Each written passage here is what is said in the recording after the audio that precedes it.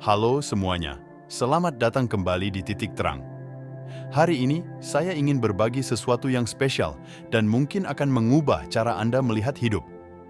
Kita sering terjebak dalam rutinitas sehari-hari dan lupa untuk mempertanyakan, apakah kita benar-benar menggunakan energi kita untuk hal-hal yang penting?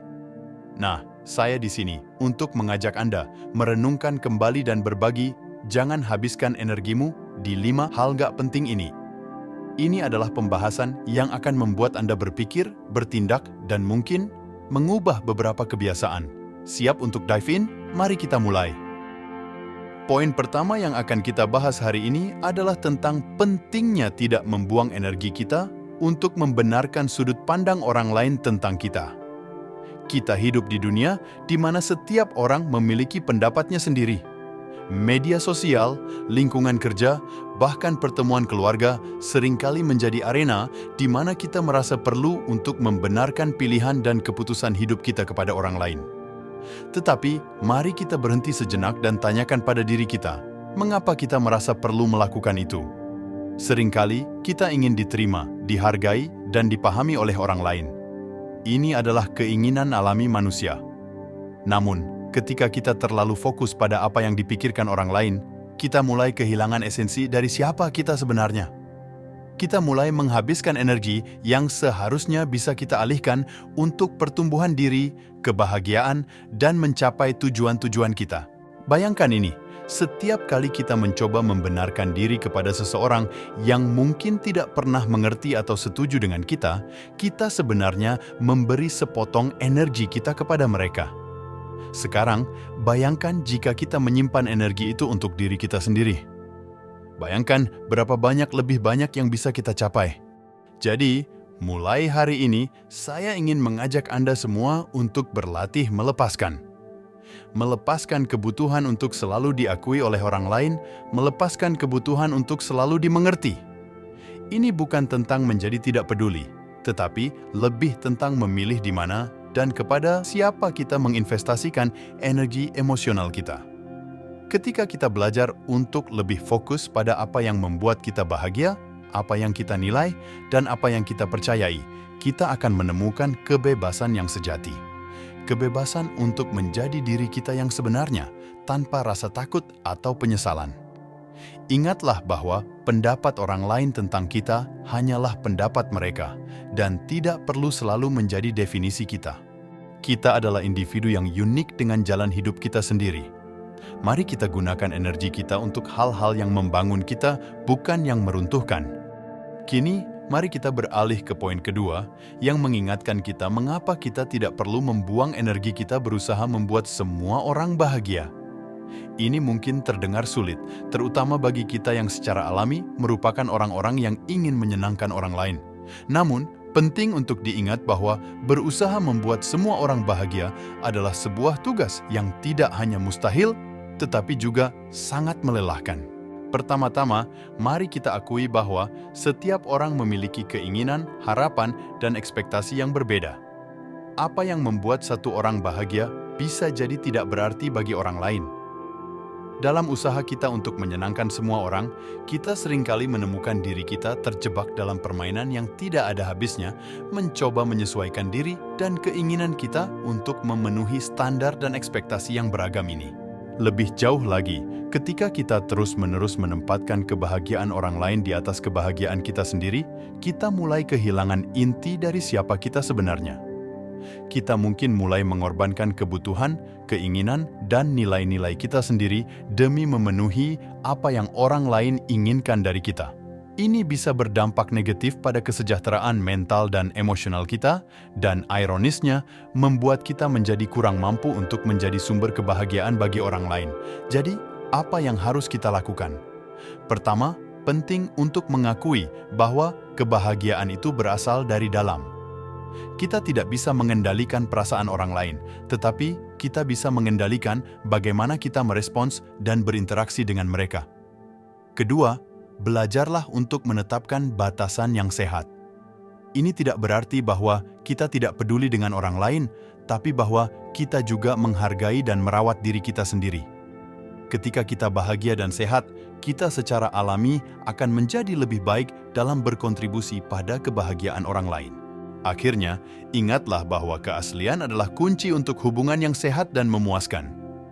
Dengan menjadi diri kita sendiri dan membiarkan orang lain melakukan hal yang sama, kita menciptakan ruang untuk kebahagiaan yang otentik, baik untuk diri kita sendiri maupun bagi orang lain di sekitar kita. Dengan demikian, mari kita lepaskan tekanan untuk membuat semua orang bahagia dan mulai fokus pada membangun kebahagiaan yang berkelanjutan dan sehat untuk diri kita sendiri. Dengan cara ini, kita tidak hanya akan lebih bahagia, tetapi juga akan menjadi lebih baik dalam menyebarkan kebahagiaan tersebut kepada orang lain. Selanjutnya, kita akan membahas poin ketiga yang sangat penting. Mengapa kita tidak perlu membuang energi kita membandingkan diri dengan orang lain? Di zaman media sosial ini, sangat mudah terjebak dalam perbandingan yang konstan. Kita melihat snapshot kehidupan orang lain yang tampak sempurna dan mulai merasa seolah-olah kita kurang atau belum cukup baik.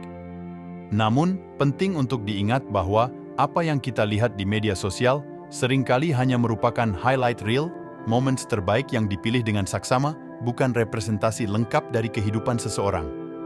Di balik postingan yang tampak sempurna itu, ada juga tantangan, ketidakpastian, dan momen-momen sulit yang tidak ditampilkan. Membandingkan diri kita dengan orang lain adalah sebuah jebakan. Setiap orang berada pada jalur hidupnya sendiri, dengan tantangan dan keberhasilannya masing-masing.